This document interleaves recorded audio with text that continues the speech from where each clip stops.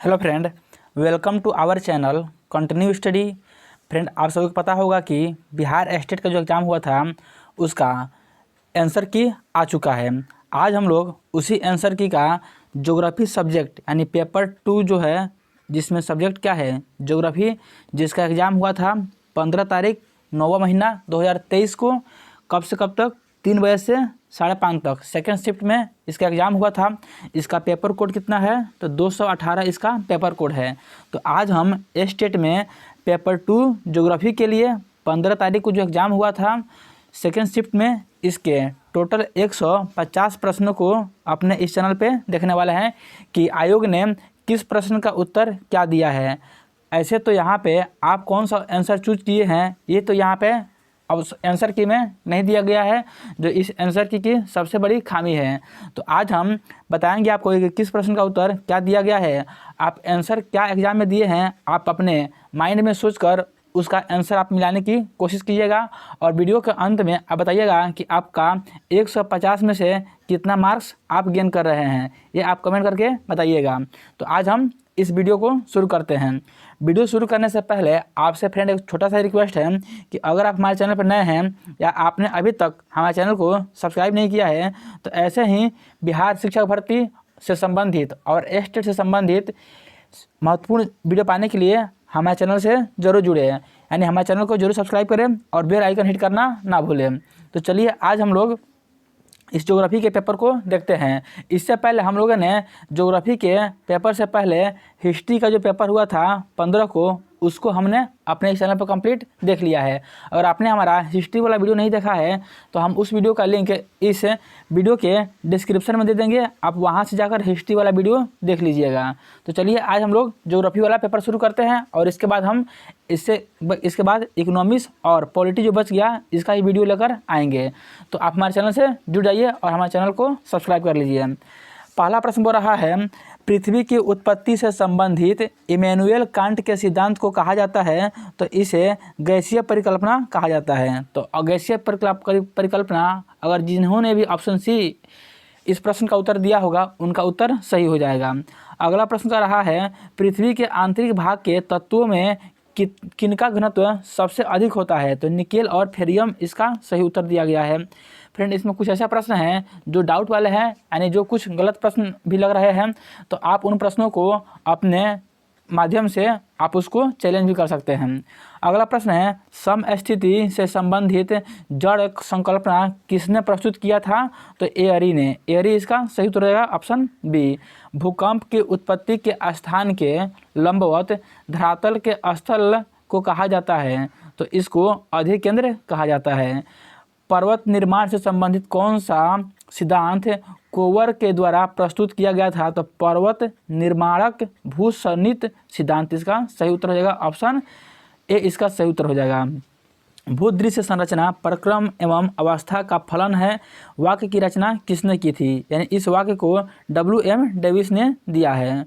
निम्नलिखित परतों में से कौन मिश्रण का क्षेत्र है? तो जो क्षोभ मंडल है वह मिश्रण का क्षेत्र होता है। निम्नलिखित निक्षेपों में किस में पंख होता है? तो वितलीय निक्षेप इसका सही उत्तर हो जाएगा। बोल रहा है, कोपेन ने विश्व को जलवायु को कितने प्रमुख प्रकारों में विभाजित किया है? तो कोपेन ने 5 प्रकारों में विश्व की जलवायु को विभाजित किया है। महासागरीय जल में निम्नलिखित में से कौन लवण सर्वाधिक प्रतिशत में होता है? तो सोडियम क्लोराइड यानी NaCl जो खाने वाला नमक होता है, ये सर्वाधिक मात्रा में होता है। निम्नलिखित में से कौन नवीकरणीय ऊर्जा संसाधन का उदाहरण नहीं है? जो नाभिकीय ऊर्जा है यह नवीकरणीय ऊर्जा संसाधन का स्रोत नहीं है, जबकि पवन ऊर्जा, सौर ऊर्जा जो है यह नवीकरणीय ऊर्जा संसाधन का एक स्रोत है। अगला प्रश्न है, निम्नलिखित में से कौन सा वन संरक्षण से संबंधित है? तो वन संरक्षण से सुधारात्मक कटाई, चयनात्मक कटाई, वनों की कटाई वाला क्षेत्र का पुनर्निकरण, ये सभी संबंधित है, यानी ऑप्शन डी इसका सही उत्तर हो जाएगा। निम्नलिखित में से किस प्रकार का कोयला औद्योगिक उपयोग के लिए सर्वोत्तम है? तो औद्योगिक उपयोग के लिए सर्वोत्तम होता है बिटुमिनस प्रकार का कोयला। निम्नलिखित में से कौन सा मध्य पूर्व देश पेट्रोलियम का प्रमुख उत्पादक है? तो 2022 के डाटा के अनुसार इसको बताना है, तो सऊदी अरब इसका उत्तर दिया गया है आयोग द्वारा। निम्नलिखित देशों में से कौन लौह अयस्क का सबसे बड़ा उत्पादक है? ये भी 2022 के डाटा के अनुसार है। तो लौह अयस्क का सबसे बड़ा उत्पादक क्या हो जाएगा? ऑस्ट्रेलिया हो जाएगा, और भारत में पूछेगा तो कर्नाटक हो जाएगा, लेकिन ऑस्ट्रेलिया इसका सही उत्तर हो जाएगा इस प्रश्न का उत्तर। निम्नलिखित में से कौन सा कृषि प्रकार आदिम खेत से संबंधित नहीं है? तो बागानी जो खेती है वो आदिम खेती से संबंधित नहीं है। निम्नलिखित में से किसने कृषि स्थानांतरण सिद्धांत का प्रतिपादन किया था? तो वॉन थ्यूनेन इसका सही उत्तर हो जाएगा। विश्व में सूती वस्त्र का दूसरा सबसे बड़ा उत्पादक देश कौन सा है?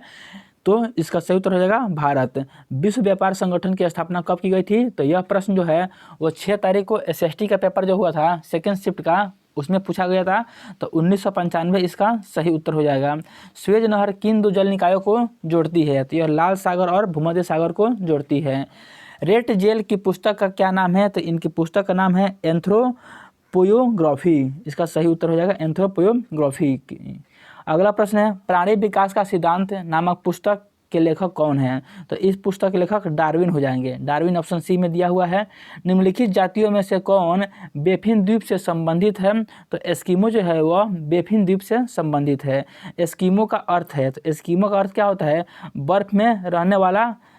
यहाँ पर ऑप्शन दिया हुआ है कच्चे मांस खाने वाला। आप लोग देख लीजिएगा, कुछ क्वेश्चन का आंसर इसमें गलत भी दिया हुआ है। आंसर दिया इसका ऐसे कच्चे मांस खाने वाला। अगला प्रश्न बोल रहा है, संथाल मुख्यतः निम्न में से कौन सी भाषा बोलते हैं? तो ये मुंडा भाषा बोलते हैं। ये आयोग द्वारा आंसर दिया गया है। निम्नलिखित में से कौन प्रशोषण का भौतिक कारण नहीं है? तो प्रशोषण का भौतिक कारण क्या हो जाएगा? जो नहीं है, खनिजों की उपलब्धता, यही उत्तर दिया गया है। पशु बोल रहा है पुष्य बुलकार संबंधित है। तो पुष्य बुलकार जो है वह प्रसवन से संबंधित है। अनुकूलात्मक जनसंख्या प्रदर्शित को सूत्र प्रतिपादित किया था। तो अनुकूलतम जनसंख्या प्रदर्शित को सूत्रपात किया था डाल्टन ने। तो डाल्टन इसका सही उत्तर हो जाएगा। केंद्रीय स्थान सिद्धांत का प्रतिपादन किसने किया था? तो क्रिस्टालर ने। क्रिस्टालर इसका सही उत्तर दिया गया है। भौगोलिक अध्ययन केंद्र का बिंदु है, तो धरातल पर स्थान इसका बिंदु है। बोल रहा है, निम्नलिखित में से कौन सा भौतिक विज्ञान का अंग है? तो भौतिक विज्ञान का हो जाएगा मौसम विज्ञान, इसका सही उत्तर हो जाएगा। भूगोल का संबंध निम्नलिखित में से किसके साथ है? तो भूगोल का विज्ञान संबंध जो है वह भौतिक विज्ञान से, सामाजिक विज्ञान से और जीव विज्ञान से, तीनों से संबंधित है। तो उपयुक्त सभी इसका उत्तर आयोग द्वारा दिया गया है। निम्नलिखित में से किसने सर्वप्रथम पृथ्वी की परिधि की गणना की थी? तो स्थानिज ने सर्वप्रथम पृथ्वी की परिधि की गणना की थी। निम्नलिखित में से भूगोल के किस क्षेत्र में टॉलमी ने योगदान दिया था? तो टॉलमी ने भूगोल में जो है वह गणितीय भूगोल में योगदान दिया था। तो गणितीय भूगोल इसका सही उत्तर दिया गया है। निम्नलिखित में से किसने कॉस्मोस पुस्तक की रचना की थी? तो कॉस्मोस पुस्तक है, इसकी रचना हम्बोल्ट ने की थी। निम्नलिखित में से किन्हें वातावरण निश्चयवाद का प्रस्तुतकर्ता कहा जाता है? तो रेंट जेल को। निम्नलिखित में से किसने द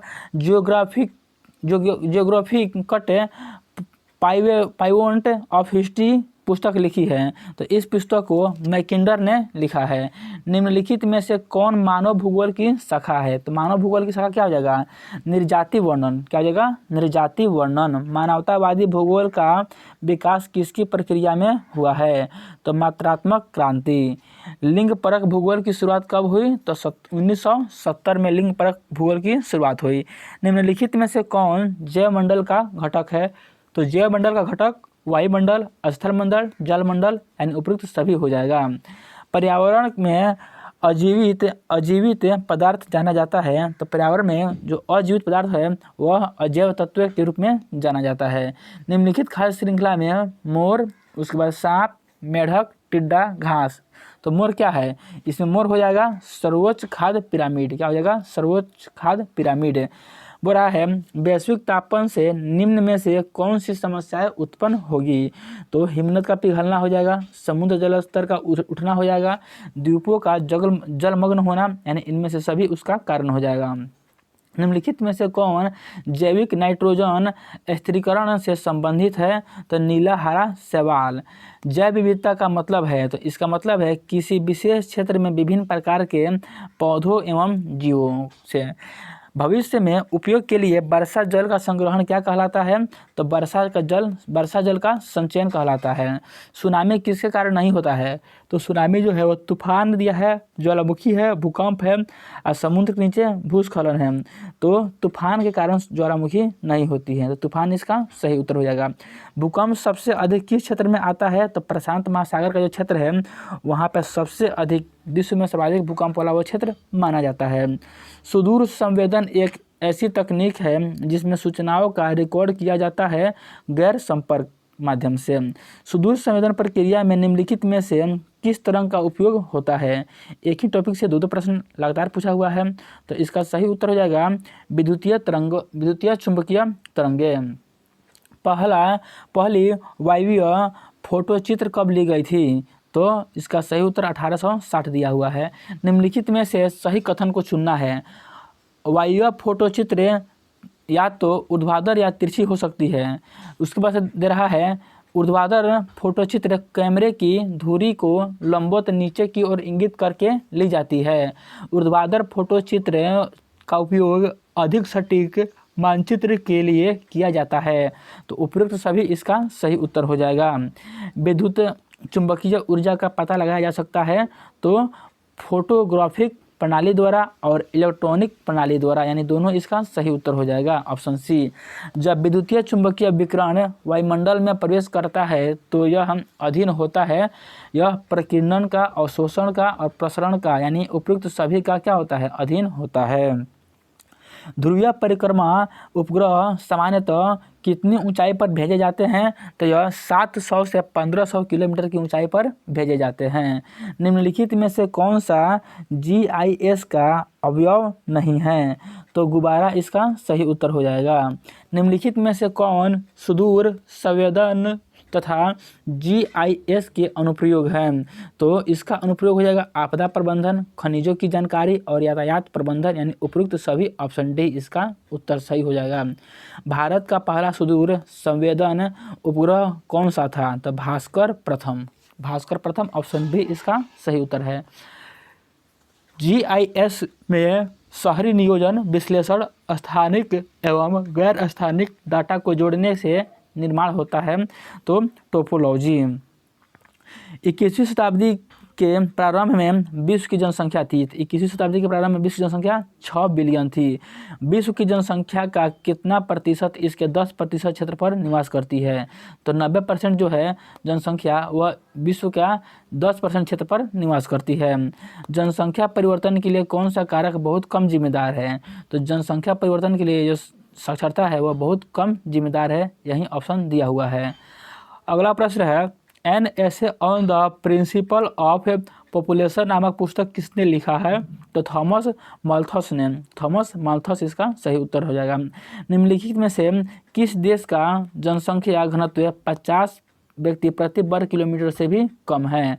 तो USA का जनसंख्या घनत्व 50 व्यक्ति प्रति वर्ग किलोमीटर से भी कम है। निम्नलिखित में से कौन सा घनत्व को कम प्रभावित करने वाला कारक है? तो जो देशांतर होगा वह घनत्व को कम प्रभावित करेगा। भारत में अशोधित जन्म दर क्या है? तो भारत में अशोधित जन्म दर क्या है? तो 17 प्रति हजार हो जाएगा। उसके बाद दे रहा अगला प्रश्न, भारत के किस राज्य का जन्म दर न्यूनतम है? तो सिक्किम जो राज्य है इसका जन्म दर क्या है? न्यूनतम है। 1970 के बाद पश्चिम एशिया की ओर भारतीय प्रवास का मुख्य कारण क्या था? तो 1970 के बाद पश्चिम एशिया की ओर भारतीय प्रवास का इसका मुख्य कारण था तेल की खोज इसका सही उत्तर हो जाएगा। जनसंख्या के अनुसार दूसरा सबसे बड़ा महाद्वीप कौन सा है? तो अफ्रीका महाद्वीप इसका सही उत्तर हो जाएगा। उसके बाद दे रहा है चीन ने कब एक बच्चे की नीति शुरू की थी? तो 1980 में चीन ने एक बच्चे की नीति को लगाया था। K2 यानी गार्डविन आस्ट्विन किस पर्वतमाला की सबसे ऊंची चोटी है? तो काराकोरम इसका सही उत्तर हो जाएगा। एशिया का कौन सा नदी बेसिन चावल का कटोरा कहलाता है? तो यांगटीसी नदी इसका सही उत्तर हो जाएगा। मलेशिया में जोहोर की खदानें प्रसिद्ध है, तो मलेशिया में जोहोर की खदानें हैं वो टीन के लिए प्रसिद्ध है। मैकमोहन रेखा किन दो देशों के बीच सीमा साझा करती है? तो मैकमोहन रेखा जो है वह भारत और चीन के बीच सीमा साझा करती है। यह भी प्रश्न जो है वह 7 तारीख को सेकंड शिफ्ट में SST के पेपर में पूछा हुआ था। वो रहा है जनसंख्या के संदर्भ में चीन का सबसे बड़ा नगर कौन सा है? तो शंघाई नगर इसका सही उत्तर हो जाएगा। अगला प्रश्न कर रहा है जो वृक्ष कोणधारी अथवा टैगा वन से संबंधित नहीं है वह बलूत हो जाएगा। हिमालय और काराकोरम कुनलुन पर्वतमालाओं के बीच स्थित है, तो इनके बीच तिब्बत का पठार क्या है? स्थित है। निम्नलिखित में से जो खान क्षेत्र लौह अयस्क से संबंधित है नहीं है वह है? तो सोलांगोर जो है वह लौह से संबंधित नहीं है। निम्नलिखित में से कौन सा द्वीप समूह प्रशांत महासागर से संबंधित नहीं है? तो मालदीव इसका सही उत्तर हो जाएगा। निम्नलिखित में से कौन सा नदी बिहार के दक्षिण दिशा में गंगा से मिलती है? तो बिहार की दक्षिण दिशा में कोसी नहीं मिलती है, सोन मिलती है, गंडक नहीं मिलती है, घाघरा मिलती है, तो सोन इसका सही उत्तर हो जाएगा। अगला प्रश्न है जोड़े में बोए जाने वाले तथा जाड़े में बोए जाने वाले तथा ग्रीष्म ऋतु में काटे जाने वाले फसल क्या कहलाते हैं? तो ऐसे फसल रबी फसल कहलाते हैं। भारत में निम्नलिखित राज्यों में से किसमें उष्णकटिबंधीय आर्द्र सदाबहार वन पाए जाते हैं? एक में दिया है अरुणाचल प्रदेश, हिमाचल प्रदेश, मिजोरम, तो इसका सही उत्तर हो जाएगा 1 और 3, यानी अरुणाचल प्रदेश और क्या हो जाएगा? मिजोरम हो जाएगा। अगला प्रश्न है गुरु शिखर की सबसे ऊंची चोटी कौन सी है? तो इसकी सबसे ऊंची चोटी क्या हो जाएगी? सतपुड़ा श्रेणी की। सतपुड़ा श्रेणी की क्या है? इसका सही उत्तर हो जाएगा सतपुड़ा श्रेणी की। अगला प्रश्न कर रहा है निम्नलिखित नदियों में से कौन डेल्टा नहीं बनाती है? तो जो ताप्ती नदी है वह डेल्टा नहीं बनाती है। सुंदरबन है, तो जो सुंदरबन है यह क्या है? ज्वारीय वन का प्रकार है, तो ज्वारीय वन इसका सही उत्तर हो जाएगा। भारत में किसे सूती वस्त्र की राजधानी कहा जाता है? तो मुंबई इसका सही उत्तर हो जाएगा। रानीगंज प्रसिद्ध है, तो कोयले के लिए क्या है? रानीगंज प्रसिद्ध है। बिहार में सोमेश्वर की जो पहाड़ी है उसकी उत्पत्ति संबंधित है, तो इसकी उत्पत्ति जो है वह मायोसीन तथा प्लेस्टोसीन से संबंधित है। जो ये सोमेश्वर की पहाड़ी है यह पश्चिमी चंपारण जिले में अवस्थित है, तो इसको भी आपको जानना है। 2011 की जनगणना के अनुसार बिहार के किस जिला की जनसंख्या सर्वाधिक है, यानी सबसे अधिक है? तो बिहार की जो पटना जिला है इसकी जनसंख्या क्या है? सर्वाधिक अधिक है। अक्षांश रेखाएं हैं, तो जो अक्षांश रेखाएं हैं वो क्या हो जाएगा? विषुवत रेखा क्या है? यह समानांतर होती है। अगला प्रश्न है प्रतिनिधि भिन्न संबंधित है, तो यह मापनी से जो है वह प्रतिनिधि भिन्न संबंधित है। 1 मील कितने इंच के बराबर होता है? तो 1 मील जो होता है वह 63,360 इंच के बराबर होता है। मानचित्र पर दूरी मापने के लिए निम्नलिखित में से किस यंत्र का प्रयोग किया जाता है? तो OP100 मीटर का प्रयोग किया जाता है मानचित्र पर दूरी मापने के लिए। दीवारों एवं पुलों पर अंकित ऊंचाई को कहते हैं, तो दीवार एवं पुल पर जो अंकित ऊंचाई होता है वहाँ पे लिखा रहता है जो ऊंचाई, उसको हम लोग बेंचमार्क कहते हैं। तो बेंचमार्क यहाँ पे ऑप्शन में दिया हुआ है। मानचित्र प्रक्षेप जिसमें प्रकाश के स्रोत का उपयोग किया जाता है उसे क्या कहते हैं? तो उसे संदर्भ मानचित्र प्रक्षेप कहा जाता है। बोन प्रक्षेप एक समान क्षेत्रफल मानचित्र प्रक्षेप है, यह कथन है। तो बोन प्रक्षेप एक समान क्षेत्रफल मानचित्र प्रक्षेप है, यह जो कथन है यह क्या है? सही है। वो रहा है बाउडिच का नियम संबंधित है, तो बाउडिच का जो नियम है वह समापक त्रुटि के संशोधन से संबंधित है। निम्नलिखित में से कौन अपकिरण का माप नहीं है? तो चतुर्थक इसका सही उत्तर हो जाएगा।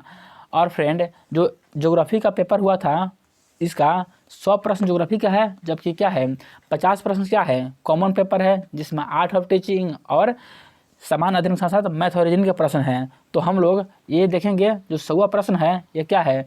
जो 100वां प्रश्न है ज्योग्राफी का अंतिम प्रश्न है, तो चलिए इसको देखते हैं। वो रहा है खनिजों के लिए कठोरतांक मापने किसने प्रस्तावित किया था? तो इसका सही उत्तर हो जाएगा फ्रेडरिक मोज ने। तो फ्रेंड यही 100 प्रश्न जो था वो आपके ज्योग्राफी से यानी आपके सब्जेक्ट से संबंधित प्रश्न था पेपर 2 के लिए। लेकिन अब हम देखेंगे इसमें 50 प्रश्न देखेंगे, जिसमें जो 30 प्रश्न होंगे वह आर्ट ऑफ टीचिंग, जिससे 30 प्रश्न जो होंगे वो आपके आर्ट ऑफ टीचिंग से होंगे, जबकि जो 20 प्रश्न होंगे वो आपके GK GS और मैथ रीजनिंग से संबंधित प्रश्न होंगे। तो पहला प्रश्न हो रहा है आर्ट ऑफ टीचिंग यानी पेडागोजिकल जो प्रश्न है उसका बड़ा अधिगम प्राकृतिक प्रक्रिया है। तो यह क्या है? जीवित प्राणी का प्राकृतिक क्रिया है। अधिगम प्रक्रिया का अंतःक्रिया घटक है, तो इसका घटक है उच्च स्तर सोच, ध्यान, स्मृति, यानी ये सभी। संज्ञानात्मक शिक्षण का प्रथम चरण है, तो सूचना इसका प्रथम चरण है। अनुदेशात्मक उद्देश्य है, अनुदेशात्मक जो उद्देश्य है वो क्या हो जाएगा? विशिष्ट है, मापन योग्य है और क्रिया केंद्रित है, यानी इनमें से सभी इसका उत्तर हो जाएगा। ब्लूम के वर्गीकरण की शुरुआत हुई, तो जो ब्लूम के वर्गीकरण है इसकी शुरुआत शिकागो विश्वविद्यालय से हुई थी। शिक्षण के आधुनिक विधि की विशेषता है, तो इसकी जो शिक्षण होता है इसकी आधुनिक विधि है, इसकी विशेषता है क्रिया केंद्रित, अन्योन्य क्रिया और समकक्ष सहयोग, यानी उपयुक्त सभी इसका उत्तर हो जाएगा। आगमन विधि प्रोत्साहित करता है, तो आगमन जो विधि है वह छात्र भागीदारी, रुचि, लर्निंग बाय डूइंग यानी करके सीखो, यानी उपयुक्त सभी का क्या करता है? वो सभी को प्रोत्साहित करता है। तो ऑप्शन डी इसका सही उत्तर रहेगा, उपयुक्त सभी। रोल प्ले विधि की कमजोरी है, तो इसकी कमजोरी है ध्यान केंद्रण का अभाव। रोल प्ले में क्या होता है कि ध्यान केंद्रण का अभाव होता है। पाठ्य योजना निर्धारित करता है, जो पाठ्य योजना होता है यह अधिगम उद्देश्य को निर्धारित करता है। 5P मॉडल विकसित हुआ था, तो जो 5P मॉडल है वह रचनात्मकतावाद के लिए विकसित किया गया था। सूक्ष्म शिक्षण का उपयोग है, तो सूक्ष्म शिक्षण का उपयोग हो जाएगा शिक्षकों को शिक्षण कौशल का, शिक्षकों में जो शिक्षण कौशल है उसको विकसित करना। अनुदेशन प्रदान किया जाता है, तो जो अनुदेशन है वो कक्षा के अंदर क्या होता है? प्रदान किया जाता है। अंतःक्रिया विश्लेषण की प्रक्रिया है, तो अंतःक्रिया जो है वह अंकन प्रक्रिया और अंकन अर्थापन प्रक्रिया यानी ए और बी दोनों का विश्लेषण है, तो ऑप्शन सी इसका सही उत्तर हो जाएगा। वो रहा है कक्षा स्थापित करना उदाहरण है, तो कक्षा स्थापित करना कक्षा प्रबंधन का क्या है? यह उसका उदाहरण है। समावेशी कक्षा के लिए शिक्षक को चाहिए सभी संस्कृतियों को सम्मान एवं महत्व दें, कि सभी जो संस्कृति होती है उनका रेस्पेक्ट करें और सबको क्या करें? इंपॉर्टेंस दें। पाठ्य पुस्तकों का मूल्यांकन निर्भर करता है, तो जो पाठ्य पुस्तक होता है उसका मूल्यांकन जो होता है वह शिक्षा के उद्देश्य, विषय वस्तु की रचना एवं प्रस्तुतिकरण और अभिन्यास एवं रचना पर निर्भर करता है, यानी सभी उपयुक्त सभी इसका उत्तर हो जाएगा। पुस्तकालय का उद्देश्य है, तो पुस्तकालय का उद्देश्य क्या हो जाएगा? ज्ञान और सूचना प्रदान करने के लिए, खेल प्रदान करने के लिए, यानी ऑप्शन सी ए और बी दोनों इसका सही उत्तर हो जाएगा। प्रभावी शिक्षक है, तो जो छात्र को सीखने के लिए प्रेरित करता है वही क्या है? प्रभावी शिक्षक है। एक व्यक्ति पेशे के रूप में शिक्षण का आनंद ले सकता है जब वह छात्रों से सम्मान पाकर क्या करे? जब वह छात्रों से क्या करे? सम्मान पाले। उत्तम शिक्षण को न्यूनतम ढंग से किस स्तर तक शिक्षण करना चाहिए? तो अबोध स्तर तक। कहाँ तक? अबोध स्तर तक। मूल्यांकन प्रक्रिया है, जो मूल्यांकन प्रक्रिया है वो क्या है? एवोल्यूशन क्या है? क्वांटिटी एवं क्वालिटी दोनों हो जाएगा, यानी मात्रात्मक एवं गुणात्मक दोनों हो जाएगा। ऑप्शन सी इसका सही उत्तर हो जाएगा। शिक्षा में मूल्यांकन के त्रिकोण का भाग है, तो शिक्षा में मूल्यांकन के जो त्रिकोण का भाग है वह अधिगम अनुभव हो जाएगा, इसका सही उत्तर हो जाएगा। मूल्यांकन भूमिका अदा करता है, तो मूल्यांकन भूमिका शिक्षण में, पाठचर्या में, परीक्षण में यानी उपयुक्त सभी में क्या होता है? महत्वपूर्ण भूमिका अदा करता है। पाठचर्या का सिद्धांत आधारित है, तो पाठचर्या का सिद्धांत है वह विषय वस्तु, गतिविधि, छात्र और उपयुक्त सभी यानी इन तीनों में क्या है? आधारित है। अगला प्रश्न है शिक्षा बिना बोझ के किसके द्वारा दिया गया था? तो शिक्षा जो बिना बोझ का है यह प्रोफेसर यशपाल के द्वारा दिया गया। बोल रहा है बच्चों का समापीकरण शुरू होता है, तो परिवार से इनका समापीकरण शुरू होता है। प्रक्रिया जो बच्चों को सामाजिक रूप से अनुकूल बनाता है, तो क्या हो जाएगा? समाजीकरण प्रक्रिया हो जाएगा। अच्छे छात्र वो होते हैं जो हमेशा सीखना चाहते हैं। छात्र सबसे अच्छी तरह से सीखते हैं क्या? करके, यानी क्या? लर्निंग बाय डूइंग, यानी करके सबसे अधिक अच्छी तरह से सीखते हैं। वास्तविक वस्तुओं को शिक्षण सहायक सामग्री के रूप में दिखाया जाना चाहिए, तो रुचि को प्रोत्साहन करता है, ठीक, जिज्ञासा बढ़ाने के लिए और भागीदारी बढ़ाने के लिए। तो फ्रेंड यही जो आपके 30 प्रश्न था वो आपके आर्ट ऑफ टीचिंग से संबंधित प्रश्न था। अब हम लोग 20 प्रश्न देखेंगे जो आपके मैथ, रीजनिंग तथा जीके से संबंधित प्रश्न होंगे, यानी समान जागरूकता से संबंधित प्रश्न देखेंगे। गौतम बुद्ध के प्रवचनों की भाषा थी, तो उनके प्रवचनों की भाषा क्या थी? संस्कृत थी। बुरा है, राम का पुल या राम सेतु निम्नलिखित में से किस जल डमरू मध्य में स्थित है? तो यह क्या हो जाएगा? पाक जल डमरू मध्य में क्या है? स्थित है। तो पाक जल डमरू मध्य इसका सही उत्तर रहेगा। मार्च 2020 में लॉकडाउन के दौरान प्रमुख क्षेत्रों में किस क्षेत्र की वृद्धि सकारात्मक रही? तो कोयला क्षेत्र में क्या थी? वृद्धि क्या थी? सकारात्मक थी। निम्नलिखित में से किस वर्ष बिहार और उड़ीसा बंगाल से अलग हो गया? तो बिहार और उड़ीसा बंगाल से 1912 में क्या हो गया? अलग हो गया।